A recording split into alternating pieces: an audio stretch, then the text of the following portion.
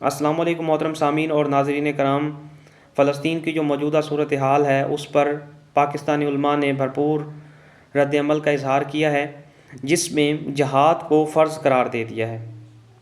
تمام امت مسلمہ کے لیے جہاد جو ہے اب ضروری ہے، فرض ہو چکا ہے، اور جہاد کے متعلق پیارے نبی صلی اللہ علیہ وسلم کی بھی متعدد احادیث موجود ہیں، جس میں سے چند میں آپ کے سامنے پیش کروں گا۔ حضرت محمد صلی اللہ علیہ وسلم سے حضرت ابو ہریرہ رضی اللہ تعالیٰ عنہ روایت کرتے ہیں حدیث کو۔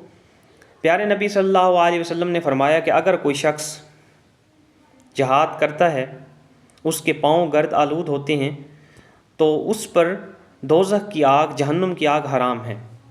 اور ایک اور جگہ یہ حدیث موجود ہے جس میں پیارے نبی صلی اللہ علیہ وسلم فرماتے ہیں کہ کافر اور اس کا قاتل یعنی کہ مجاہد جو میدان جنگ میں جہاد کرتا ہے، وہ جہنم میں کبھی بھی اکٹھے نہیں ہوں گے۔